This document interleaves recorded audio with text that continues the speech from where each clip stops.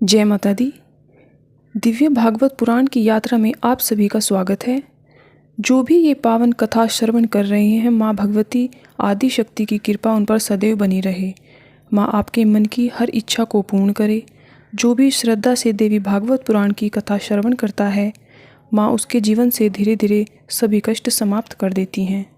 सबसे पहले नमन करते हैं विघ्नहर्ता भगवान श्री गणेश को, जो हर कार्य को सफल बनाते हैं।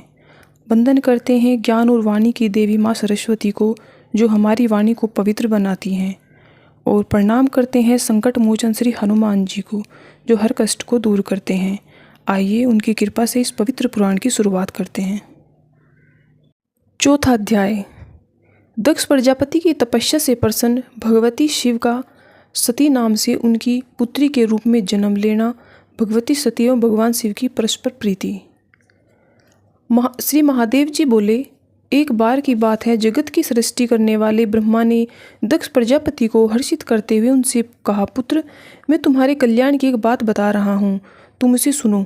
साक्षात भगवान शिव ने परमा पूर्णा प्रकृति की आराधना की तथा उन्हें भार्या बनाने के विचार से उनसे प्रार्थना की।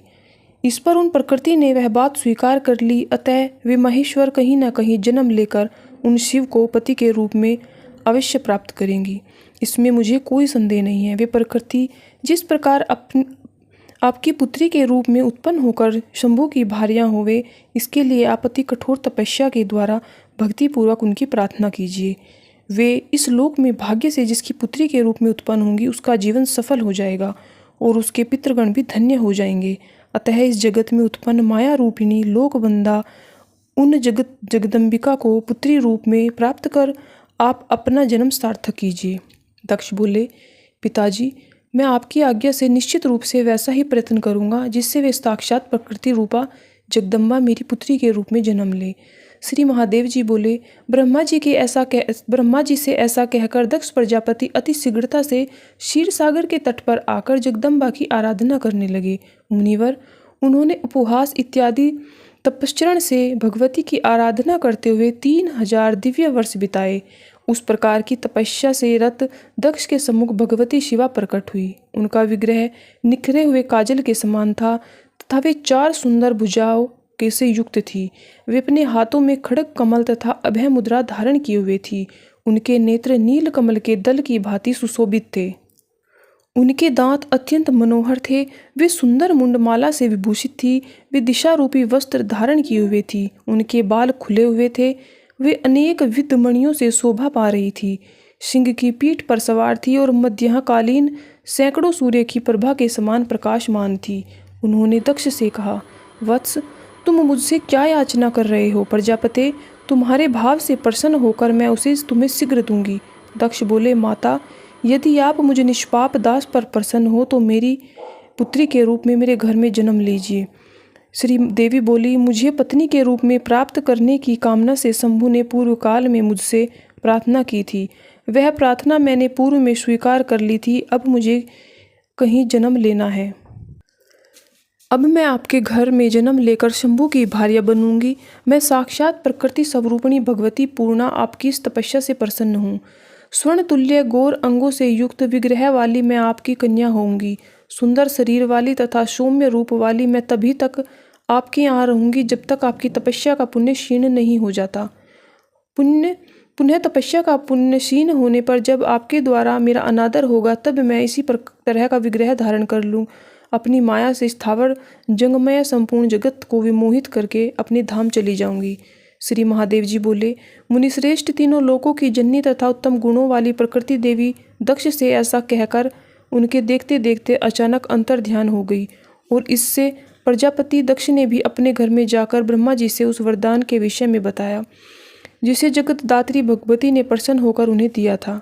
तत्पश्चात उन आधा सनातनी पूर्णा प्रकृति ने जन्म लेने के लिए सर्वगुण संपन्ना दक्ष पत्नी के गर्भ में प्रवेश किया। तदंतर दक्ष पत्नी प्रसूति ने शुभ दिनों में एक कन्या को जन्म दिया। वह कन्या प्रकृति स्वरूपिणी भगवती पूर्णा ही थी। उस कन्या के अंग गौर वर्ण के थे। करोड़ों चंद्रमा के समान उनकी आभा थी। खिले हुए कमल के समान बड़े बड़े नेत्र। वह 8 भुजाओं से सुशोभित थी और उनका मुख अतीव सुंदर था। उस समय आकाश से फूलों की वर्षा होने लगी। सैकड़ों दुंदुभियां बज उठी थी। चारों दिशाएं अत्यंत स्वच्छ हो गई। तब पुत्री का जन्म सुनकर दक्ष प्रजापति वहां आ गए और उस कन्या को देखकर अत्यंत प्रसन्न मन वाले उन दक्ष ने बंधु बांधवों के साथ महान उत्सव आयोजित किया तथा 10वें दिन उस कन्या का सती ऐसा नामकरण किया। वह कन्या वर्षकालीन मंदाकिनी की भांति प्रतिदिन बढ़ने लगी और शरतकालीन चंद्र ज्योत्सना के समान दिव्य कांति से सुशोभित होने लगी। प्रजापति दक्ष एक बार सुंदर मुख वाली उस कन्या को विवाह के योग्य देखकर अपने मन में उसके विवाह के लिए विचार करने लगे।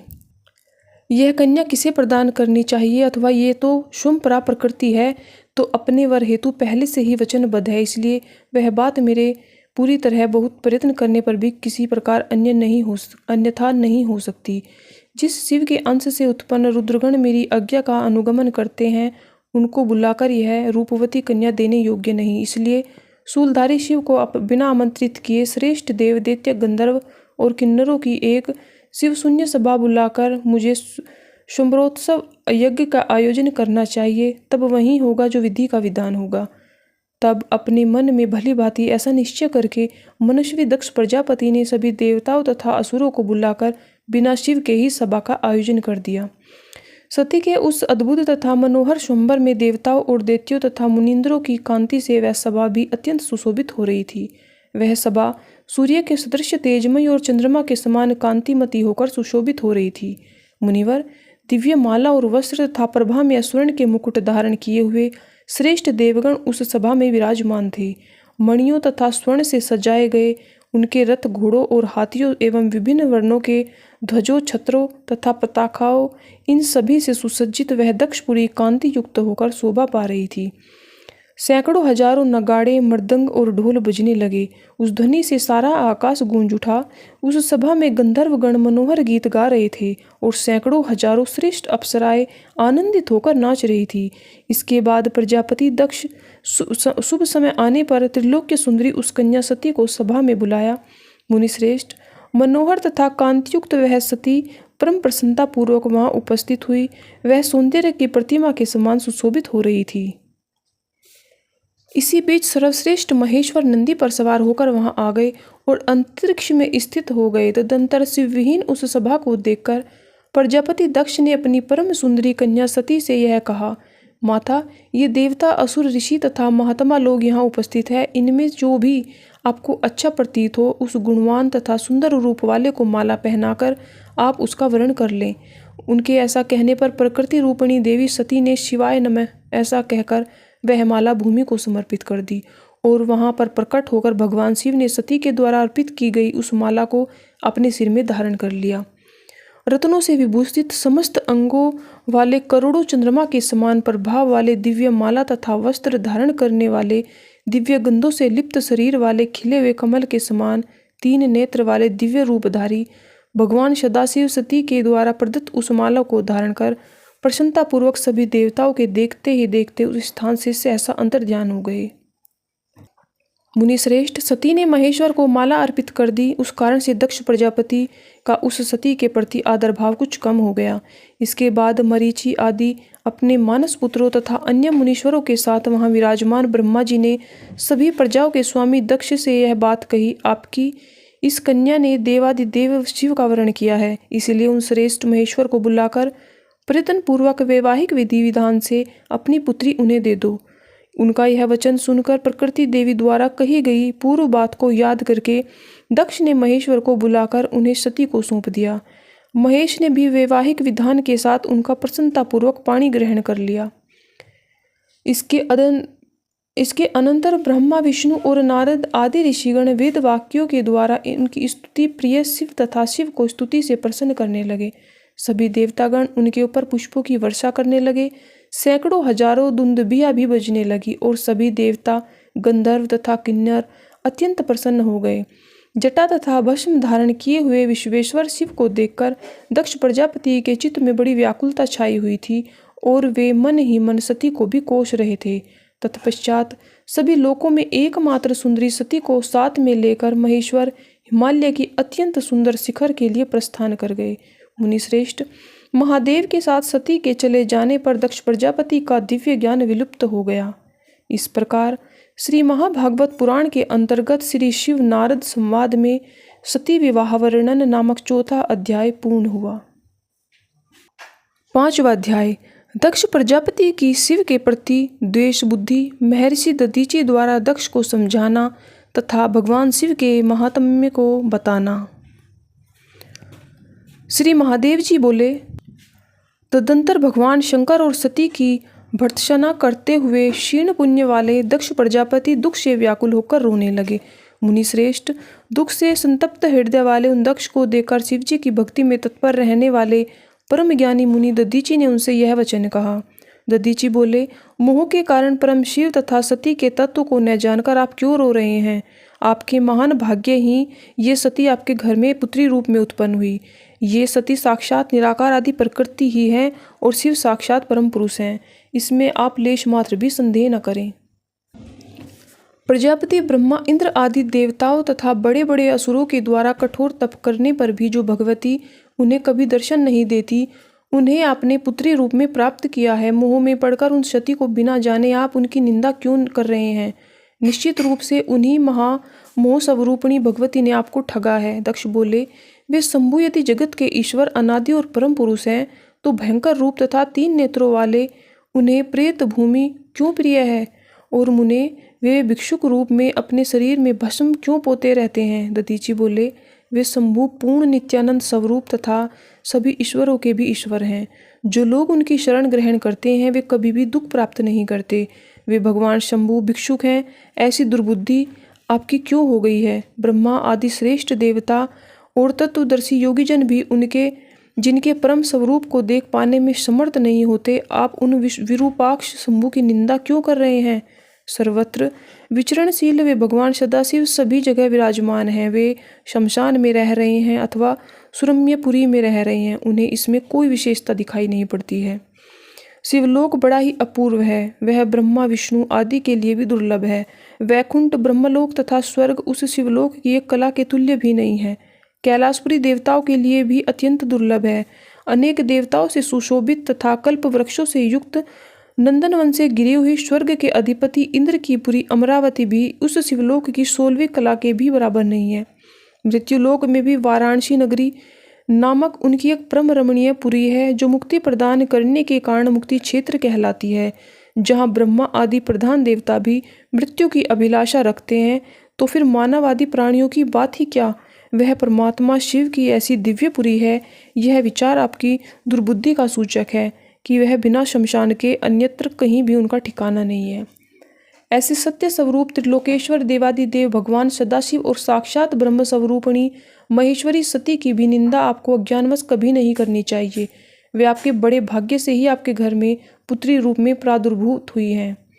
श्री महादेव जी बोले, इस प्रकार तत्वदर्शी मुनि दधीचि के अनेक प्रकार से समझाने पर भी प्रजापति दक्ष ने उन परमेश्वर शिव को आदर सत्कार से रहित नहीं माना। आदर शिव को असदाचार से रहित नहीं माना और वे बार बार उन महादेव के प्रति निंदास्पद वचन बोलते रहे। नारद, वे प्रजापति दक्ष पुत्री सती को उलाहना देते हुए ऐसा कहकर रोने लगे, हा वत्स सती पुत्री, तुम मेरे प्राण के समान हो। मुझे शोक समुद्र में निमग्न करके मेरा परित्याग कर तुम कहाँ जा रही हो? बहुमूल्य प्रशंक पर नियत शयन करने योग्य सर्वसुंदरी पुत्री कुरूपपति के साथ तुम शमशान भूमि में कैसे रहोगी? उनका वह वचन सुनकर मुनि श्रेष्ठ दधीचि ने अपने हाथ से उनके नेत्रों के आंसू पोंछते हुए तथा प्रिय वचनों से उन्हें सांत्वना प्रदान करते हुए पुनः कहा। दधीचि बोले, ज्ञानियों में श्रेष्ठ प्रजापति, आप मूर्खों की भांति क्यों रो रहे हैं? महात्मन, देवेश्वर शंभु को समग्र रूप से जानकर भी आपका ज्ञान नष्ट नहीं हुआ। यह बड़े ही आश्चर्य की बात है। पृथ्वी पर, जल में, आकाश में और रसातल में भी नर और नारी रूप प्राणी हैं। वे सभी उन्हीं दोनों के रूप से उत्पन्न हैं।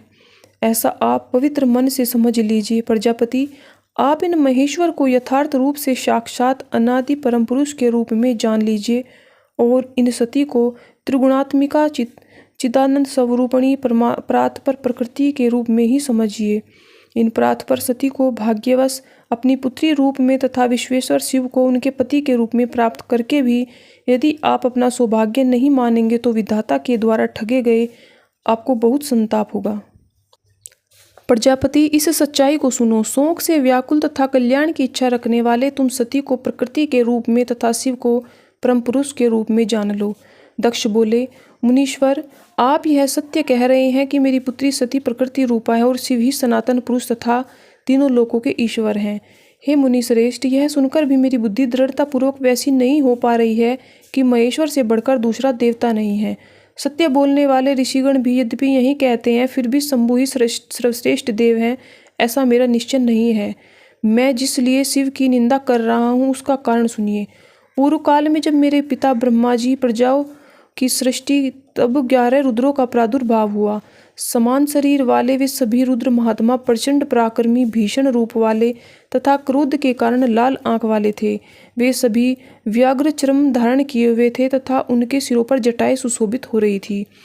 वे सभी रुद्र ब्रह्मा जी की सृष्टि का लोप करने हेतु तत्पर हो गए। तब सृष्टि के लोप के लिए अदत्त उन रुद्रों को देखकर ब्रह्मा जी ने आज्ञा देकर उन्हें शांत किया और मुझसे जोड़ देकर कहा, भयंकर कर्म वाले ये रुद्र जिस पर भी तरह से शांत हो जाए, तुम शीघ्र ही वैसा उपाय करो।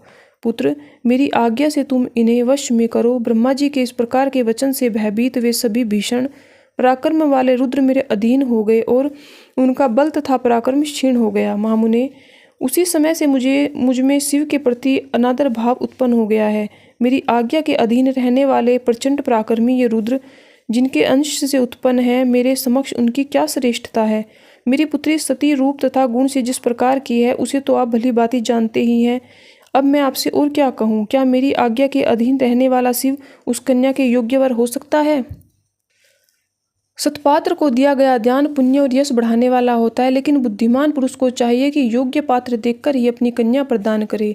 महामुने, बंधु बांधवों को साथ में लेकर वर के रूप में स्वभाव तथा कुल पर सम्यक विचार करने के बाद ही प्राज्ञ पुरुष को अपनी कन्या सत्पात्र को देनी चाहिए। इन्हीं सभी बातों पर विचार करके मैंने पूर्व में सती के स्वयंवर में कुल तथा शील से रहित उस शिव को आमंत्रित नहीं किया था। सुनिए, मेरे मन में जो कुछ भी है उसे आपको साफ साफ बता रहा हूँ। जिसके अंश से मेरी आज्ञा के वशीभूत ये महारुद्र उत्पन्न हुए हैं, वह शिव जब तक इनके साथ मेरे पास आता रहेगा तब तक मैं उनके प्रति ईर्ष्या रखूंगा। यह सच सच कह रहा हूँ, जब ये शंभु उस विद्वेष का फल प्रदान करने में समर्थ हो जाएंगे तभी मैं उनकी पूजा करूंगा। यह मेरी दृढ़ प्रतिज्ञा है।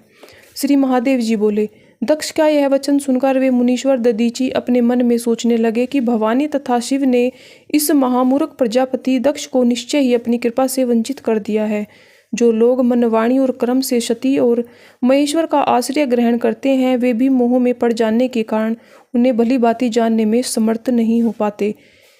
तब तक यह मूढ़मति भला कैसे जान सकता है? नारद, किसी ज्ञानी महापुरुष द्वारा यदि शिव भक्तिहीन मूढ़मति समझाया जा सकता तो भला इस संसार में कौन मुक्ति प्राप्त नहीं कर लेता। मुने, ऐसा सोचकर और फिर बिना कुछ बोले मुनि दधीचि अपने आश्रम को चले गए। इसके बाद दक्ष प्रजापति दुख से बार बार लंबी लंबी सांसें लेते हुए अपने भवन में प्रविष्ट हो गए। इस प्रकार श्री महाभागवत पुराण के अंतर्गत श्री शिव नारद संवाद में दक्ष प्रजापति विषाद वर्णन नामक 5वां अध्याय पूर्ण हुआ। अगले भाग में हम और अद्भुत रहस्यों को जानेंगे, माँ की लीला और उनकी शक्ति। तब तक के लिए श्रद्धा बनाए रखें, भक्ति बनाए रखें और माँ का नाम हृदय में बसाए रखें। माँ भगवती आप सभी के जीवन में सुख, समृद्धि और उत्तम स्वास्थ्य प्रदान करे, आपकी हर मनोकामना पूर्ण करे। जय माता दी, जय जगदम्बे।